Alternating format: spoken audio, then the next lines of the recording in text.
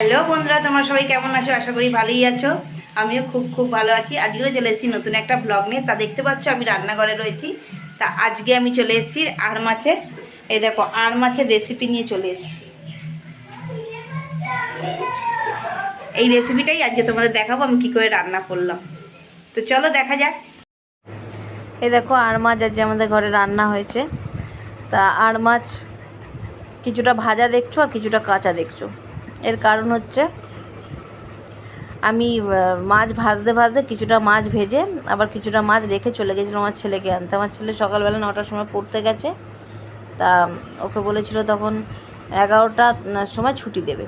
তা মাছটা ভাজতে ভাজতে আমি চলে গেছিলাম ওকে আনতে। তারপর এসে বাকি মাছটা ভাজলাম। তা মাছটা একদিকে ভাজা হচ্ছে, তরকারি করব যেই সব উপকরণ দিয়ে তোমাদের সাথে দেখালাম সেটা হচ্ছে পেঁয়াজ, আদা, রসুন দিয়ে মাছটা রান্না করব। কারণ আড় মাছ একটু পেঁয়াজ, আদা, রসুনের গন্ধ না হলে ভালো লাগে না এই মাছ খেতে। তাদের একটু বেশি করে মশলা দিয়ে কষা কষা করে রান্না করলে খেতে অনেক ভালো লাগে। দেখো পেঁয়াজ দিলাম, আদা দিলাম, আর দেখো এই যে রসুন দিচ্ছি। আর কিছুটা পেঁয়াজ দেখো আমি রেখে দিয়েছি ওইখানে ওই ঝুড়ির মধ্যে।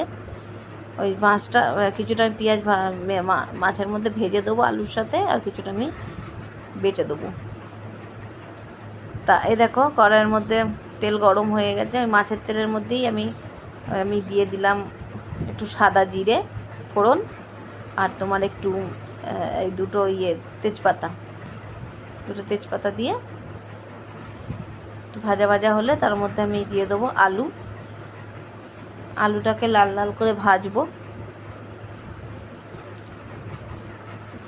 তরকারির আলু যতক্ষণ না লাল লাল করে ভাজা হয় ততক্ষণ টেস্ট লাগে না, অত ভালো করে লাল লাল করে ভাজতে লাগে।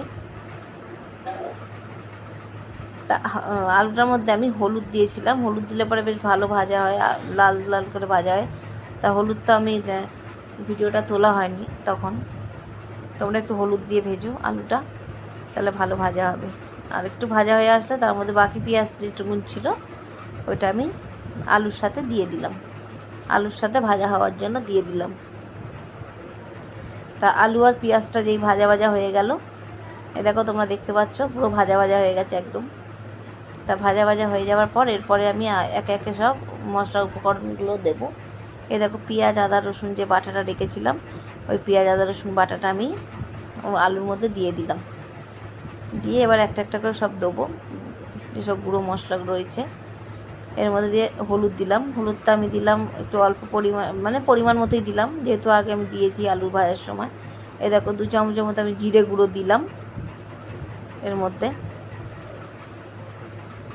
তারপরে আমি দেবো লঙ্কার গুঁড়ো 2 চামচের মতো দিয়েছি, তোমরা দেখতে পাচ্ছ। কারণ আমরা একটু ঝাল দিলে ভালো হতো, কিন্তু যেহেতু আমার ঘরে বাচ্চারা খাবে সেই জন্য আমি একটু ঝালটা কম দিয়েছি। তোমরা একটু ঝাল ঝাল খেলেও খেতে পারো। নুন দিলাম স্বাদ মতো, দিয়ে এবার এটাকে ভালো করে কষাতে হবে। তা আমাদের এই শ্বশুরবাড়িতে এরকম আলু দিয়ে আর মাছের তরকারি খায়, ভালোই লাগে খেতে। কিন্তু আমার আবার বাপের বাড়িতে একটু অন্যরকম খাওয়া হতো। আমার মা মশলা দিয়ে শুধু পেঁয়াজ, আদা, রসুনের মশলা দিয়ে কষা কষা করে শুধু মাছ আর মশলা থাকতো, মাখা মাখা করে করতো, একদম গায়ে মাখা মশলা দিয়ে করতো। আর এ দেখো টমেটো দিয়ে দিলাম, দিয়ে টমেটো দিয়ে আরও কষাবো ভালো করে যাতে টমেটোর কাঁচা গন্ধটা চলে যায়। আমার মা তো এখন নেই, আর কে করে খাওয়াবে বলো। আমার মা 5 বছর হলো মারা গেছে। এখন নিজেই রান্না করি, নিজেই খাই। আর এই যে বাটিতে যে মশলাটা রাখা ছিল ওই মশলা ধোয়া জলটা দিয়ে দিলাম।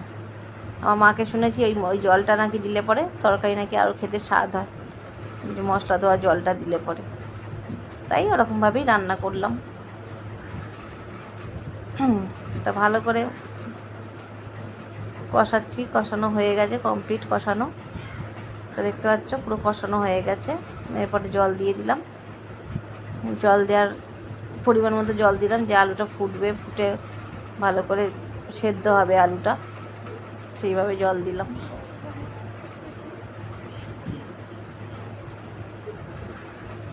তা আমি রান্না বান্না তো করি না, রান্না আসল কথা আমার এখন আজকের দিনটা করতে হলো। আজকে আমি অন্য ঘরের সংসার অন্য কাজ করি, রান্না করে আমার যাই রান্না করে, রান্নার দিকটা ওই সামলায়। তা ও বাপের বাড়ি ঘুরতে গেছে বলে একদিনের জন্য, তা আমি আজকের রান্নাটা করছি আর তোমাদের সঙ্গে শেয়ার করতে পারলাম। তা একটু গরম মশলা দেবো। গরম মশলার মধ্যে এখানে রয়েছে এলাচ, লবঙ্গ আর দারচিনি। তরকারিটা হয়ে এসছে, আলুটাও সেদ্ধ হয়ে গেছে। তাই এবারে আমি এর মধ্যে মাছগুলো দিয়ে দেবো। মাছ দেবো যে ভিডিওটা, ওইরকমটা আমি ভিডিওটা অন করতে ফোন ধরেছিলাম, কিন্তু আমি ফোনের সুইচটা অন করতে ভুলে গেছি। মাছ দেওয়াটা যেন তোমাদের সঙ্গে দেখাতে পারলাম না।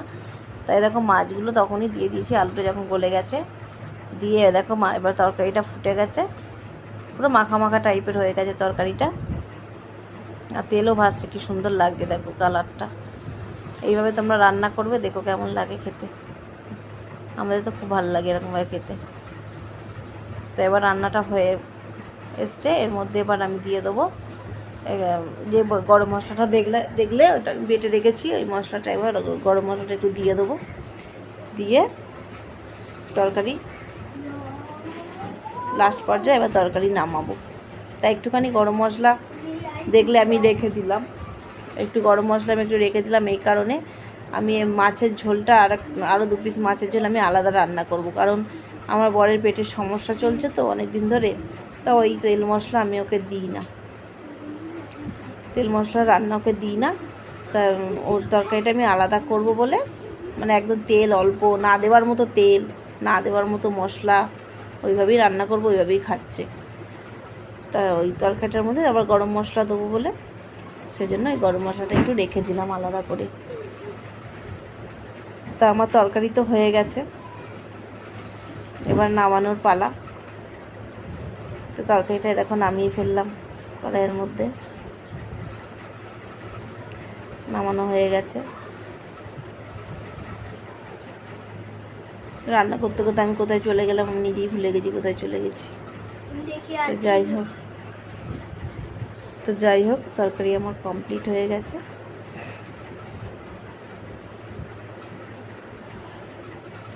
তা তোমরা এই তরকারিটা দেখো কেমন লাগলো দেখে। আশা করি ভালোই লাগবে যদি তোমরা এরকমভাবে রান্না করো। তো আজকের মতো আমি এখানেই ব্লগটা শেষ করছি। তোমরা সবাই ভালো থেকো, সুস্থ থেকো। Tata, bye bye.